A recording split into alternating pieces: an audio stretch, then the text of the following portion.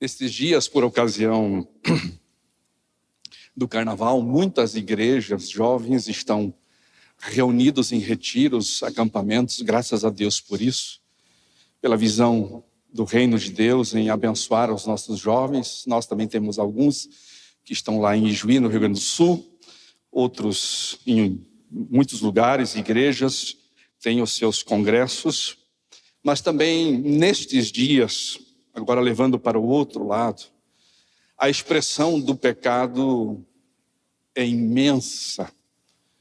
E as expressões da carnalidade, do coração do ser humano se manifestam das mais diferentes formas.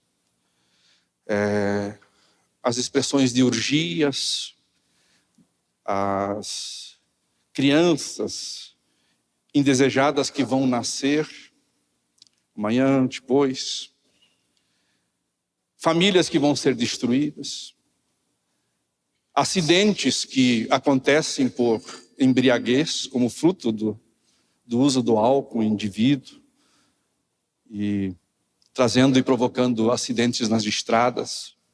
Enfim, o pecado mostrando as suas garras, o homem vulnerável ao pecado e trazendo consequências terríveis em vidas e em famílias. É um tempo em que nós devemos clamar pela misericórdia do Senhor. Inclusive, muitos recursos financeiros de impostos são usados para esses dias, para divulgar essa festa que nós chamamos festa da carne. E parece que todos os cânticos, assim, de uma maneira geral, se inclinaram para aquilo que estava no meu coração e está no meu coração em transmitir aos irmãos. Eu quero falar sobre o tema: o pecado quebra, mas Deus restaura. Eu quero usar o exemplo de Davi. Davi, no Antigo Testamento, em 2 Samuel, eu vou usar 2 capítulos, mas eu vou estar destacando 2 versículos de cada capítulo. Capítulo 11, verso 27, a parte B, nos fala, em resumo, o que de fato aconteceu ali no coração de Davi. A parte última, lá no finalzinho do 27, diz assim: contudo, o que Davi fez desagradou ao Senhor. Agora eu quero usar o que Deus fez na vida dele. O pecado arrebentou com a vida de Davi. Agora a graça do Senhor superabundou e transformou o coração dele. E olha o que diz 2 Samuel 12, verso 13, a parte B. O Senhor perdoou o seu pecado. Você não morrerá. Que Deus possa abençoar esta palavra no meu e no seu coração. Queridos, muita gente se complica por causa do pecado. Se afastam de Deus, têm decisões erradas, fazem escolhas erradas, e muitas vezes escolhas até precipitadas, rebelam-se contra a palavra de Deus. Quanta gente hoje, queridos, dá cabeçada e com as suas próprias mãos arrebentam e quebram a sua vida.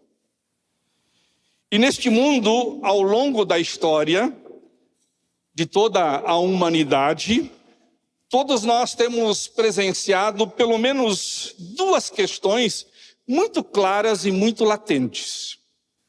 A primeira questão que a gente percebe é a dura realidade das consequências do pecado na humanidade.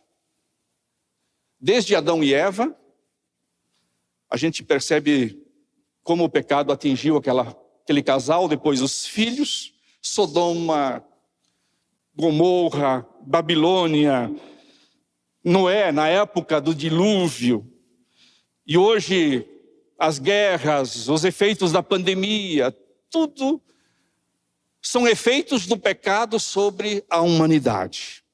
Mas, por outro lado, nós também podemos destacar e perceber o poder curador e restaurador de Deus sobre os arrependidos. O filho pródigo é um exemplo clássico disso na palavra de Deus, onde num momento da sua vida ele deseja fazer o que quer na cabeça, fazer a sua escolha, tomar o seu caminho, e assim ele arrebenta a sua vida por causa do pecado. Mas por outro lado a gente vê depois o pai o recebendo, o acolhendo e o restaurando. E hoje eu quero olhar em especial sobre a vida de Davi. E no final aprendermos as duas lições preciosas que ele vai nos ensinar, e assim aplicarmos imediatamente também as nossas vidas, a nossa situação e realidade, para que a gente possa saber lidar com as pressões que o mundo nos impõe. Então, inicialmente, vamos analisar o lado em que Davi fez a escolha, tomou a decisão do lado do pecado.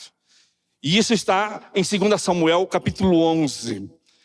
E vamos tirar algumas lições daquilo que o pecado nos apresenta e as consequências que isto vem sobre a vida do ser humano.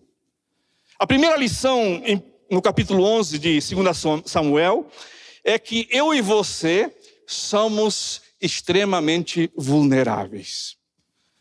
O verso 1 diz assim: na primavera, época em que os reis saíam para a guerra, Davi enviou para a batalha Joabe com seus oficiais e todo o exército de Israel, e eles derrotaram os amonitas e cercaram Rabá, mas Davi permaneceu em Jerusalém.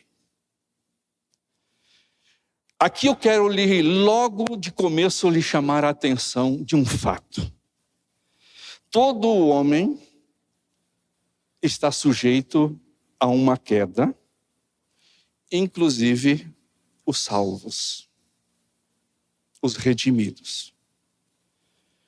Não é que Deus quer isso da gente, com certeza, jamais Deus quer isso. Mas nós somos extremamente vulneráveis. Davi foi escolhido por Deus. Ungido, rei de Israel, foi nomeado pelo próprio Deus. Foi o homem chamado segundo o coração de Deus. Mas este homem se tornou uma pessoa extremamente vulnerável. Apenas ser cristão, participar de uma igreja, desenvolver funções, atividades, não nos reveste de segurança, de proteção diante do pecado.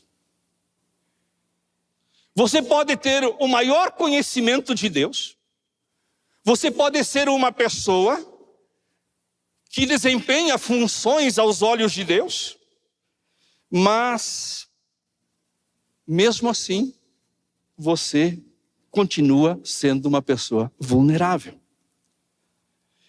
E eu quero lhe chamar a atenção que ser de uma família cristã ou ter conhecido Jesus em algum momento não muda duas realidades.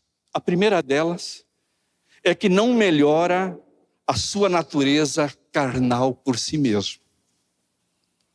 As inclinações da carne, elas não vão deixar de se manifestar pelo teu agir, pelos teus métodos humanos, pelo teu conhecimento, a não ser que você seja uma pessoa guiada e dirigida pelo Espírito. Se o Espírito não estiver dirigindo a sua vida, a sua mente, o seu coração, com certeza você vai permitir que a natureza humana se manifeste. Uma segunda realidade: o diabo, ele nunca vai desistir de você. Porque a Bíblia diz que o diabo ele anda ao derredor. Ou seja, ele vai sempre nos colocar diante das suas investidas, com dardos inflamados, para que os propósitos de Deus, os planos que Deus tem para a sua vida, e aquilo que o Senhor deseja fazer em você e através de você, não seja cumprido. Davi, com toda a sua experiência e a sua caminhada com Deus, desde a sua mocidade, a sua adolescência, ele era alguém que se tornou vulnerável. E na vulnerabilidade, o inimigo alcançou o coração dele. Ele tinha aqui por volta de 50 anos de idade, já um adulto. E certa vez ele estava desocupado. Ele estava andando de forma ociosa no palácio, de um lado para o outro. Não que não havia nada para ser feito, pelo contrário, havia muito que ser feito e realizado, porque o país estava em guerra. E os seus soldados estavam em batalha. Mas estava simplesmente na ociosidade, sem ir ao trabalho, sem se lançar aquilo que ele deveria fazer como rei. Ele jogou sobre as costas dos outros a responsabilidade que era dele. Ele se omitiu daquele momento, então estava ali ocioso. E você sabe que quem não trabalha, dá trabalho. Mente desocupada, oficina do diabo. Está lá Davi, no terraço, de boa, andando de um lado para o outro, dando suas voltinhas, mas a mente dele, vulnerável. Isso nos leva ao segundo aspecto da vida de Davi. Por quê? Nessa situação em que ele está, todo pecado, ele começa na mente. O que você pensa, você sente, e o que você sente, você faz. É assim. Começa aqui, vai para cá e se expressa, se realiza. Diz o verso 2 do capítulo 11... Uma tarde, Davi levantou-se da cama e foi passear pelo terraço do palácio. E do terraço ele viu uma mulher muito bonita tomando banho. Ele olhou com os olhos, ele cobiçou, e ele começou a fantasiar na sua mente. Hoje, o terraço pode ser o seu celular. Hoje o terraço pode ser o seu computador. Você está lá de boa. E você dá uns cliques, aperta os botãozinhos lá, né? Tecla lá. E quando vê, você está diante de uma situação, de uma realidade. Davi não fugiu da aparência do mal. Ele estava vulnerável. E a mente dele começou a fantasiar. E o texto nos diz aqui, quando ele começou a olhar, ele começou a prestar atenção na mulher tomando banho, ele até observou, mesmo de longe. E aquela mulher era muito bonita, diz o texto. Aí começou, no seu pensamento, a erotizar, a pensar de forma impura. Ele começou a fantasiar um quadro de impureza sexual com aquela mulher, brincando com a ideia de passar uma noite com ela. Esqueceu-se do seu passado glorioso, de que havia sido ungido como rei, que Deus estaria com ele aonde quer que ele fosse. levaria o povo a ter conquistas, vitórias, a derrotar os inimigos. Israel iria ter paz, o reino de Israel estava sendo estabelecido. Mas, na sua vulnerabilidade, a sua mente matutou, pensou, a natureza humana se manifestou. E uma coisa é certa: o que ganha a sua atenção, ganha o seu coração. O que ganha a sua atenção é o que ganha o seu coração. E aí, as coisas se evoluem, e nós chegamos a um terceiro aspecto desse incidente da vida de Davi, onde ele nos diz que todo o pecado gera novas consequências. Ou como diz o Salmo 42:7, um abismo chama outro abismo. É um efeito dominó. Uma coisa sucede à outra. O verso 5 diz: a mulher engravidou e mandou um recado a Davi dizendo que estava grávida. Sabe aquela notícia que chega? Estou grávida. Davizinho, estou grávida. Que notícia! Que bomba! Quantas jovens estão dizendo isto antes da hora? A notícia que dentro do plano perfeito de Deus é uma das mais lindas, uma das mais meigas que o homem pode dar e receber, passa a ser um pesadelo. E você pode ter certeza que muita gente que lá na idade adulta terá comportamentos de insegurança, de autoestima baixa, de rejeição, começa justamente aí. Uma criança não convidada a vir pelo coração e consentimento dos pais. E aqui Davi, ele passa essa experiência e nós já vamos ver as consequências que veio desta gravidez. Porque na vida, queridos, tudo se paga. Você só precisa decidir quando. Ou você paga agora, ou você paga depois. O preço do pecado, ele existe. Ele é real. E ele acompanha. E naquele momento, Davi deveria, eu imagino, a cabeça dele deve ter ido a 1000. Deve ter ido até a lua, deve ter voltado. Ele começou a pensar: e agora? O que eu vou fazer? Como é que eu vou agir? Eu sou o rei ungido de Israel.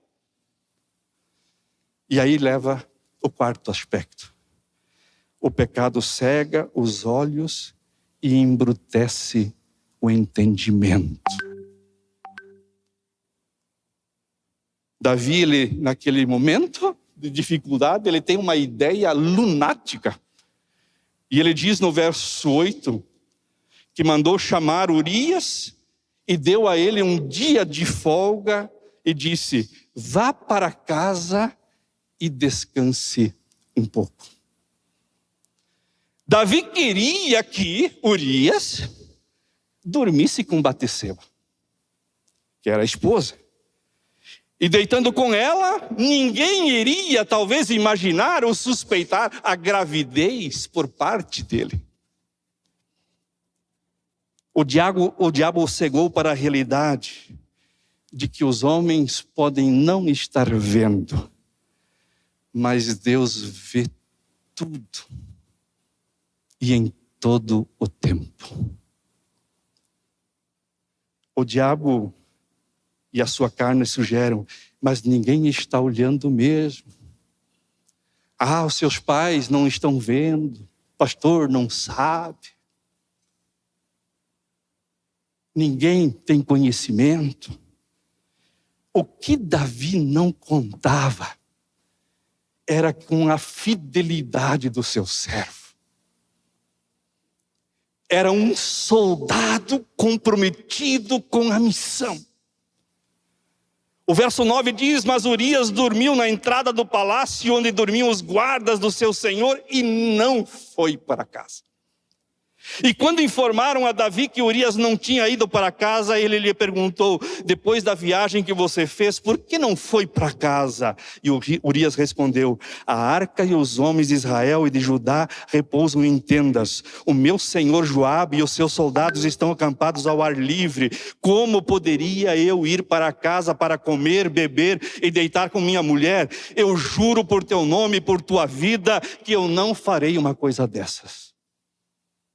Que lealdade de um soldado compromissado com a sua postura, fiel ao rei, não aceitou a folga. Toda aquela ideia mirabolante que Davi elaborou não funcionou.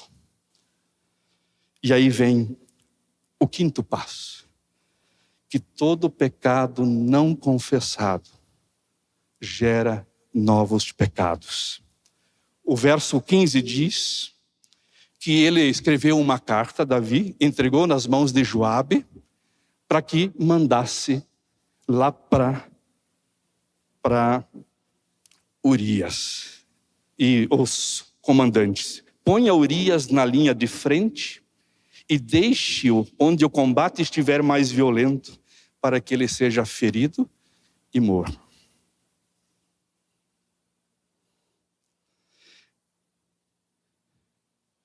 Davi disse: coloque este homem na frente da batalha. Ele vai ser o primeiro a ser atingido, vai ser morto. E finalmente lemos no verso 27 que, para encobrir o seu pecado, depois de tudo isso, da morte do esposo, Batseba se torna a rainha. E ela então se casa com Davi. E tudo para Davi parecia perfeito, bem alinhado. Só que ele esqueceu de uma verdade. E uma verdade que está na palavra. Números 32, 23. E sabeis que o vosso pecado vos há de achar. Agora é importante sabermos que a palavra nos registra que Deus se entristeceu e não gostou do comportamento e da atitude de Davi. No verso 27, nós temos aqui uma triste realidade. Davi fez o que desagradou o Senhor. Trouxe uma tristeza tão grande ao coração de Deus. Quebrou a comunhão com o Senhor, a intimidade. Em outro texto diz: e Davi fez o que é mal aos olhos do Senhor. Queridos, o pecado encontra um lugar úmido e escuro, longe da presença de Deus, que é um terreno perfeito para a expressão de outros pecados. E o pecado vai tirando a dignidade. O pecado vai tirando o valor, a autoridade, e aos poucos vai aprisionando. Perde os bens, perde as suas conquistas. O ser humano vai se tornando um trapo, vai se tornando sujo, vai se tornando imundo aos olhos de Deus. E Deus vai se entristecendo. E aí vem a última parte. Todo pecado um dia será revelado. O verso 9 do capítulo 12 diz assim: porque você desprezou a palavra do Senhor, fazendo o que ele reprova. Você matou Urias, o hitita, e com a espada dos amonitas, e ficou com a mulher dele. Um dia, talvez, eu imagino, numa reunião do alto escalão do governo, onde as autoridades ali estavam reunidos, planejando, imaginando os ataques, alguém se aproxima de Davi e começa a cochichar. Senhor, o profeta Natã, ele está aí fora. E ele está impaciente. Ele está inquieto. E ele insiste em vê-lo agora. diz que é um assunto de vida ou de morte. E o capítulo 12 nos fala sobre isso. Eu posso, irmãos, ver agora Davi imaginando ele branco, pálido. Eu posso imaginar ele desapontado, frustrado. Ele estava petrificado pelo medo. E aí lemos no verso 7 do capítulo 12 que Natã, olhando aos olhos de Davi, disse para ele: você, Davi, você é o homem. E aí diz ainda: você roubou Batseba e você é um assassino egoísta. Tudo que estiver oculto e vergonhoso, um dia Deus faz questão de revelar. Sabe, foi com Acã, foi com Ananias e Safira, foi com Judas, agora esses dias foi com Filipe Jansen, e assim vai indo. Vai indo. Davi agora ele fica mudo, ele fica miúdo. Ele está moído. O grande rei Davi se tornou pequeno diante da exposição e da condenação pelo seu pecado. Deus revela os pecados ocultos no meio do seu povo, para que o seu povo não perca a batalha. É por isso. Porque Deus é zeloso. Deus, ele cuida dos seus. E ele faz questão de mostrar, de revelar, para que o povo seja um povo vitorioso, vencedor. Davi chegou ao fundo do poço e ele está esmagado, porque o pecado o levou a isso. É como uma cana que é prensada, que é moída, só sai o bagaço, e assim estava a vida de Davi. Mas graças a Deus, que as coisas, elas têm, aos olhos do Senhor, uma oportunidade de mudança, de transformação. Se o pecado quebra a vida de alguém, Deus, na sua infinita graça, ele restaura a vida, ele cura a vida, ele muda o sentido daquilo que realmente trouxe tristeza. E Davi, ele começa a novamente olhar para o seu coração, para que haja arrependimento verdadeiro. E assim então foi desencadeado o processo da graça de Deus. Diz o verso 13, que ele teve consciência do seu pecado. Ele disse assim, no capítulo 12: pequei contra o Senhor e eu pequei contra Deus. Queridos, somente nesse estado, a graça de Deus, ela pode se manifestar de uma forma eficiente e curadora. É quando você faz uma volta de 180 graus e você volta para a presença de Deus, consciente, arrependido e quebrantado aos pés do Senhor. E aí, Davi, ele recebeu o perdão. A parte B diz: o Senhor perdoou o seu pecado e você não morrerá. Porque, queridos, o arrependimento, ele leva o Senhor a pagar completamente a transgressão, e Deus então nos capacita para receber a unção, a autoridade. E foi neste momento da vida de Davi que ele escreve o Salmo 51, aonde ele revela a sua transgressão, ele revela a sua desobediência, e no verso 10 ele diz: Senhor, cria em mim um coração novo e um espírito inabalável. Porque ele estava arrependido dos seus pecados. Ele voltou-se para o Senhor. E aí, ele conseguiu superar a perda, a dor da perda. Sabe por quê, irmãos? Aquela criança daquele relacionamento indesejável faleceu.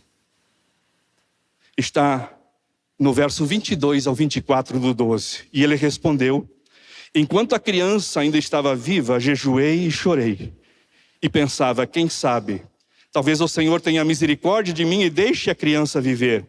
Mas agora ela morreu. Por que deveria jejuar? Poderia eu trazê-la de volta à vida? Eu irei até ela, mas ela não voltará para mim.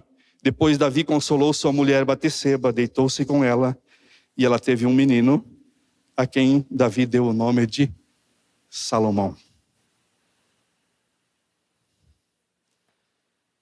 O pecado arrebentou. Trouxe inclusive consequências sobre a vida daquela pequena criança. Morreu. Casou-se com Batseba. Veio Salomão, o homem mais sábio da face da terra. O homem aonde todas as autoridades, todos os reis vinham para conhecê-lo, porque teve a bênção de Deus. E o nascimento de Salomão só veio, queridos, depois que Batseba parou de chorar a morte do filho que era fruto do pecado.